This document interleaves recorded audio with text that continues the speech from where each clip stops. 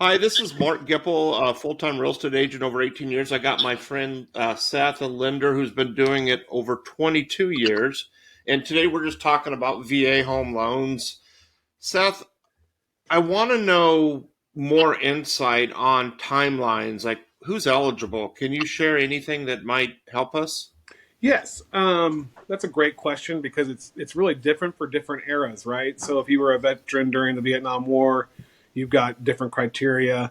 If you were active duty or in the reserves during, I think from 19 it says August 2nd, 1990 to the present, then you've got a different set of criteria, right? So Okay. it's all pretty similar, but they do differentiate. So I can send you the link to where they differentiate and all that stuff, so we can have that in the comment section for people to review.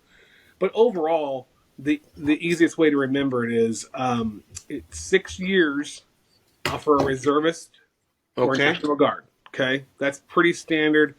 But what happens is a lot of people, you'd be surprised, they're in the reserves. They go 5 years and like 363 days, and like Oh, they allow them to leave early or whatever for whatever reasons. I've had a few people that didn't qualify because of that, which is just awful. But anyways, that being said, full 6 years or more, reservist or National Guard. Okay, okay. that's pretty much for any era. The But after Vietnam War, for active duty, you had to be active duty for 181 days. So between May 8th of 1975 and September 7th of 1980, if you were active duty during that time period, you had to be active duty for 181 days, right? Okay. And now it's 90 days. So 90 days. Okay. for anything since 1990, August 2nd, 1990 till current, it's 90 days. So that's all the active duty you have to have. Well, but if you were active during 75 to 80, right, then it's 181 days. So you just have to, and then there's different ones for officers that are from 75 to 81, and that's 181 days as well. So like there's lots of little things here on the site that'll tell you, and you'll be able to tell, from your active duty where you lie. But Okay. the biggest thing to remember is 90 days active duty for anybody recently since 1990, and you qualify. Okay. That's a always qualify at 90 days. Okay, 6 years or more, you qualify for National Guard and reservists. So that's the easiest thing to remember right now. Some people are like, well, I think I did 6 years or what? I don't know, right?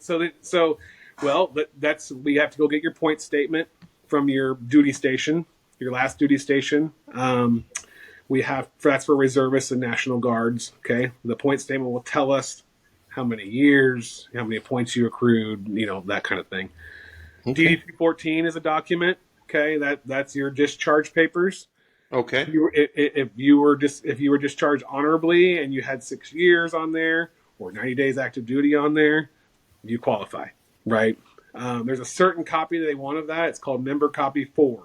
So DD 214 is the Mhm. form that your discharge papers. Veterans will know what this is. Active duty, they'll know what this is. But Okay. member copy 4 is the one that the VA wants to review because it has all the information they need on it. So that's something that's really important.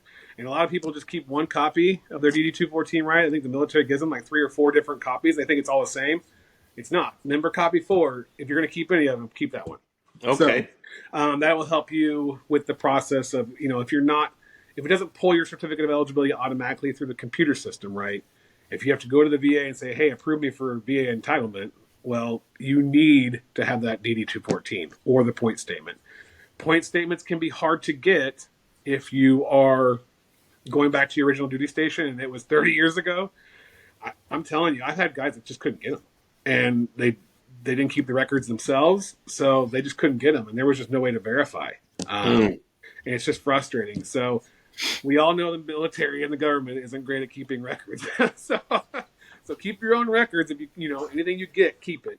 Okay. Well, that's good insight. And then that way we can sift through everything, right, and figure out what we need to make sure that you're entitled for you get And your. again, your website's down below if they want to apply, and then also the link for the timelines as well. We'll Yeah, we'll put that in here as well. So absolutely. Absolutely.